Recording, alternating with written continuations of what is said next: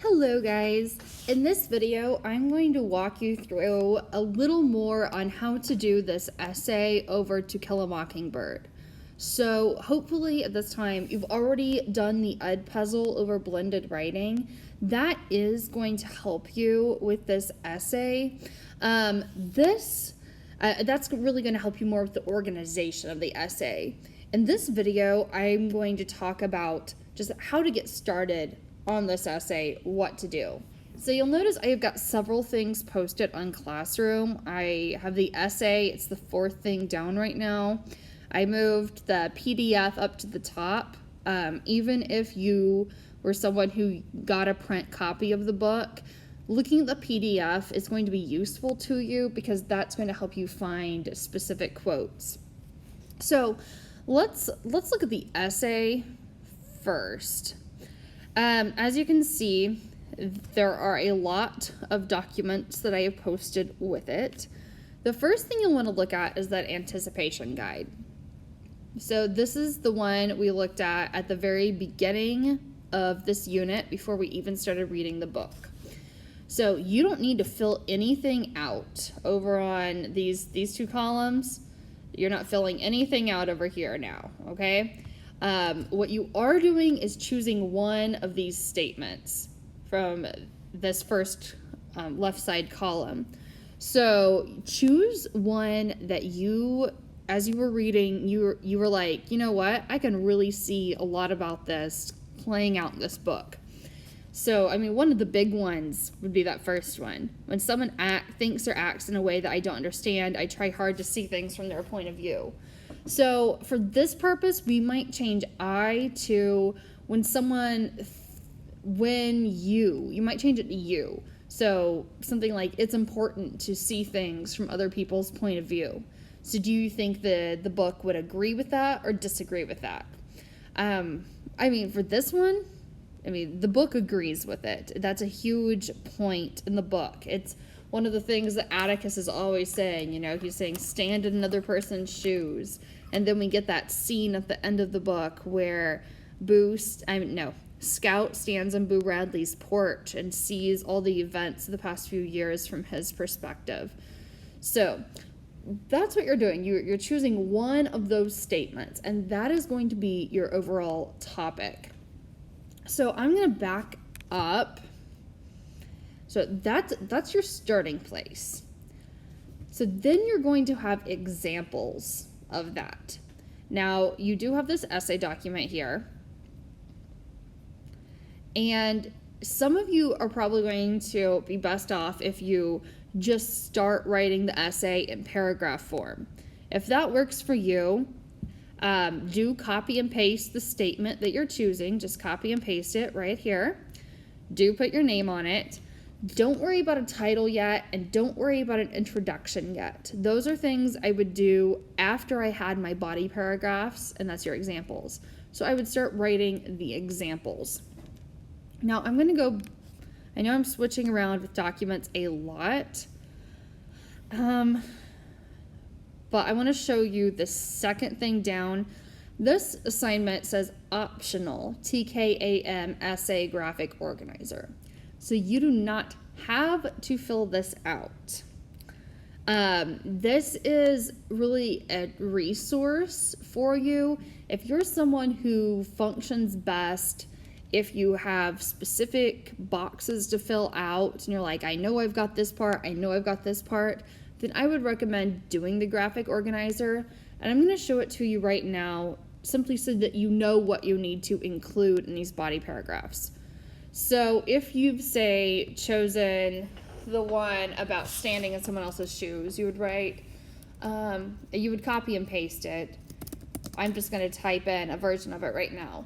It's important to see things from other people's perspective. Okay? I'm going to be like, yes, Atticus always tells the kids to do this. Okay? So that's just a basic overview. I'm not giving any details in this box. I'm just saying like my basic thoughts on it. You could write a whole paragraph there, but you don't have to. So the next thing I'm going to do is come up with 2 examples of it being important to see things from another person's perspective. So you're going to describe it. So you could start out just kind of writing a note like, Scout standing on Boo's porch. But eventually for paragraph form, you're going to want to give the context for it. So you would say at the end of the story, after, so you'd say what just happened. I mean, this is after Scout finally meets Boo, after he saves the children. She stands on his porch and she starts imagining all these events over the past few years from his point of view. And she understands that, I mean, he's been watching the children, not because he's a creepy stalker, but because he's interested by them. They're his children, you know, kind of his, not imaginary friends, but like real friends that he doesn't have personal contact with. So you're going to give the context there. Who's involved? Why do characters do this? What events lead to this scene? So you're going to describe that.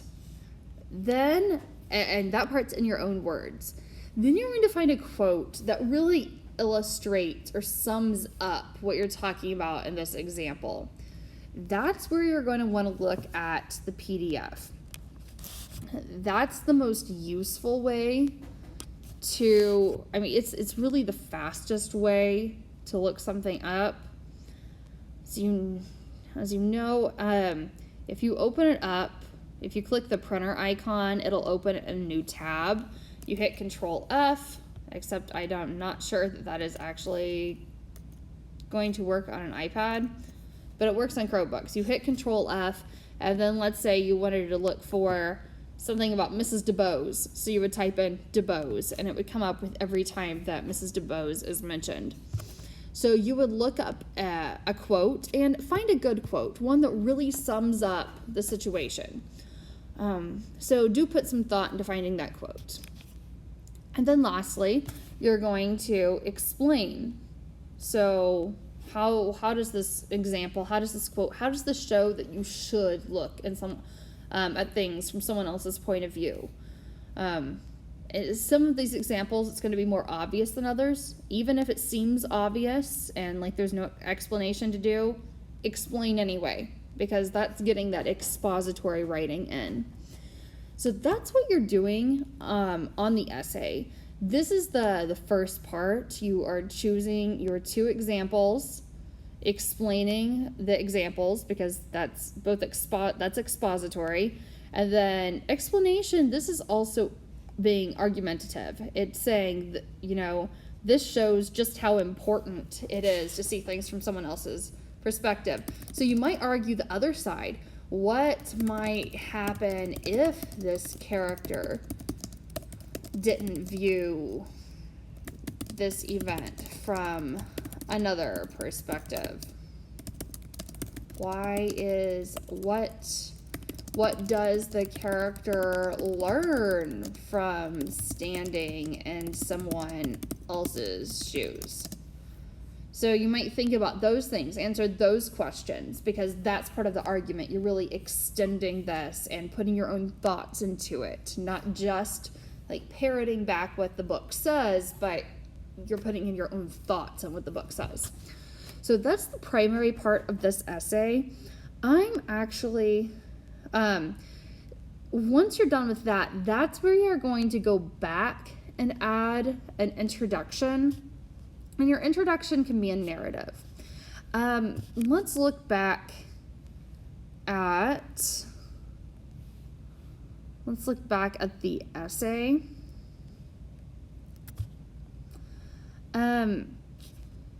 So let's look at the rubric, because that has some more information about what to do for the narrative part.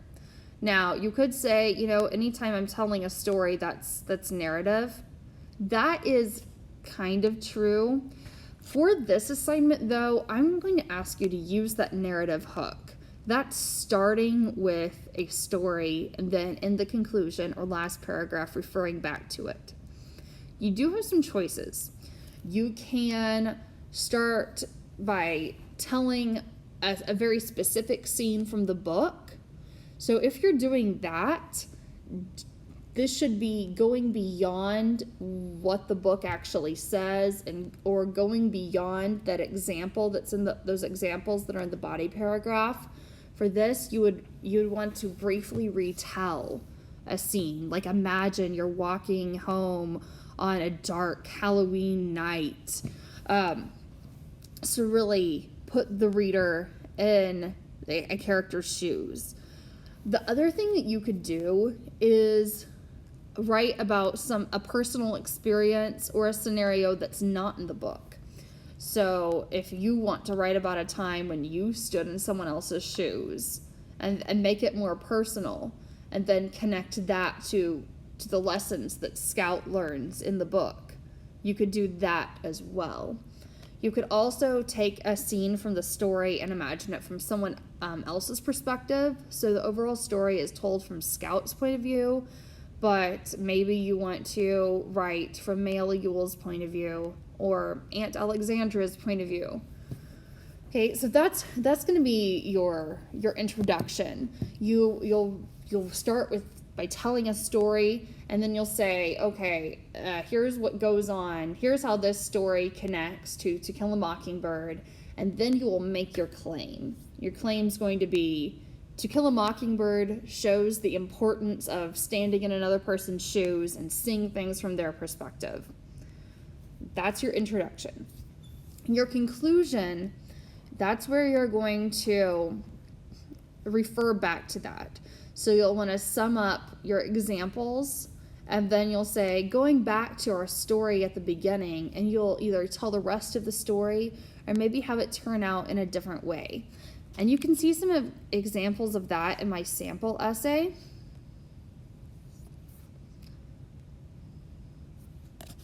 So in mine, I started with kind of a scenario retelling of it, like talking directly to the reader and maybe putting them into the shoes of Keisha and BJ in Tears of a Tiger.